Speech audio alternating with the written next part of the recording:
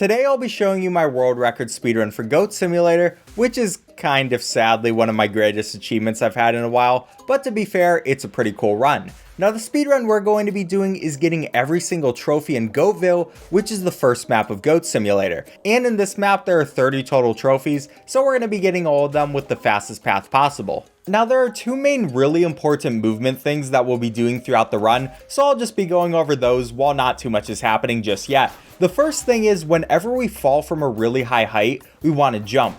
If we don't jump, our goat is going to ragdoll, bounce off the ground, and pretty much just waste a ton of time, so we have to make sure whenever it's a high height, we do a quick little jump. And then the second movement thing is the complete opposite, because there are several times in the run where we actually want to ragdoll, which we can do by pressing Q. When you ragdoll and then go on either a fan or a trampoline, something like that, you're going to get a ton of extra height, and it makes your launch a lot better. You actually saw it at the beginning of the run, and that's how we got our second trophy. And that's about it for the general movement tech. There are a couple more small things, but it's basically just trying to make sure you never lose any speed and going as fast as possible. And to help with that, I actually had to switch to keyboard and mouse. I used to speedrun this game with a controller, but you have so much better movement when you're playing with the keyboard and mouse, even if, in my opinion, it's a little less comfortable. But that's enough for the general Goat Simulator speedrunning stuff, because now we're getting into the really specific stuff, starting with this fan right here. Basically, we want to ragdoll right there,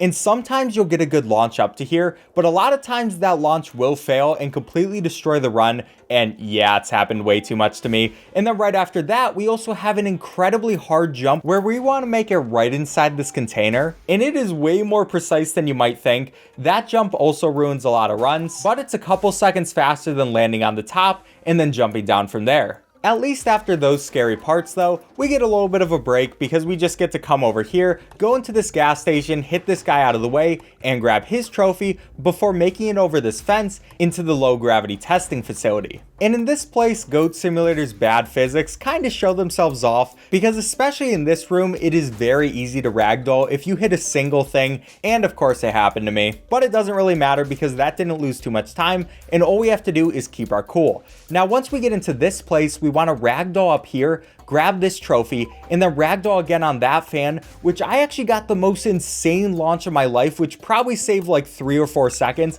And then we want to jump into that place, grab that trophy, which that is completely luck based whether you get that trophy or not. So this is now an insane run. You also saw that I respawned, went right back to the beginning because we do keep all of our trophies, but now we can get the rest of them. And these ones are pretty much just the cleanup trophies. They aren't the hardest things in the world, but still, if we mess up a little, we could ruin our time. So I'm just trying to play it relatively safe while still going really fast. Now the time that I really wanted for the speedrun was to get the first ever sub 330. And I actually worked really hard to get this time, because looking at my Steam stats right now, in the past 2 weeks alone, I've played 67.6 hours of Goat Simulator. And yeah, this is my life. But I don't really regret it because, like I've said before, this game is actually really fun to speedrun, and I definitely do recommend it if you like the game. But here we go, we can end off time as soon as I get that trophy, and there's my time, 3:29, which of course is going to be a world record. So yeah, subscribe if you enjoyed.